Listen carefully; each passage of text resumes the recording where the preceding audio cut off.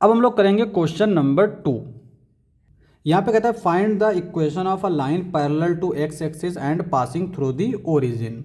तो यहाँ पे कह रहा है कि एक लाइन की इक्वेशन फाइंड करो जो ओरिजिन से होके जा रही है और एक्स एक्सिस के पैरेलल है। अब देखो यहाँ पे ओरिजिन से होके जा रही है, चूंकि यहाँ पे कोई चीज़ बोली नहीं है कि कार्टेशियन फॉर्म में लिखो या वेक्टर फॉर्म में लिखो, तो हम दोनों फॉर्म में लिख के चेक कर लेते हैं।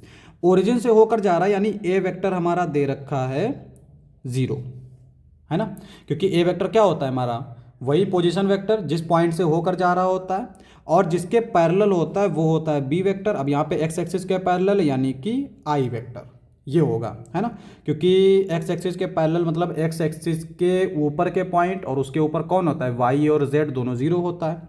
तो यहाँ पे इक्वेशन ऑफ लाइन क्या हो जाएगी, इक्वेशन ऑफ लाइन जो है वो हो जाएगी वेक्टर फॉर्म में, R is equal to lambda A plus lambda B होता है ना, तो ए हमारा 0 और बी हो जाएगा आई। तो ये हमारा इस तरह से आ जाएगा। अगर हम कार्टेशियन फॉर्म में देखें, इन कार्टेशियन फॉर्म, इन कार्टेशियन फॉर्म, तो कार्टेशियन फॉर्म में क्या आता है, एक्स माइनस जिस पॉइंट से होकर जा रहा है, चूंकि यहाँ तो पे 0 है, अपॉन बी का कंपोनेंट यहाँ पे ये आएगा 1 यानी y अपॉन 0 z अपॉन 0।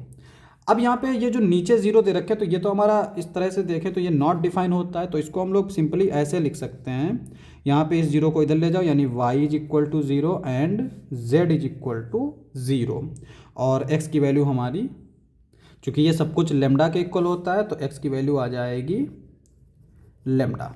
ठीक है, ये हमारा ये कार्टेशियन फॉर्म हो गई। इसी तरह से इक्वेशन लिख सकते हैं। यहाँ पे कभी कभी कन्फ्यूजन होता है ना कि नीचे 0 है, और हम हमेशा से पढ़ते आ रहे हैं कि अगर नीचे 0 हो तो वो नॉट डिफाइन होता है ना, तो इस तरह से हमने इसको लिख लिया। लेकिन यहाँ पे नीचे 0 का मतलब जैसे 1/0 लिखा है, तो 1/0 लिख तो सकते हैं, लेकिन ये जो आता है ये नॉट डिफाइन आता है ना।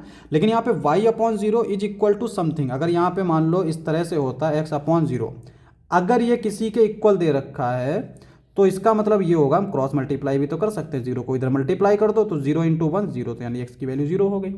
तो यहाँ पे हमें इक्वलिटी दे रखी है, तो इसको हम लोग लिख ऐसे सकते हैं, लेकिन ये चीज़ डिफाइन होती नहीं है।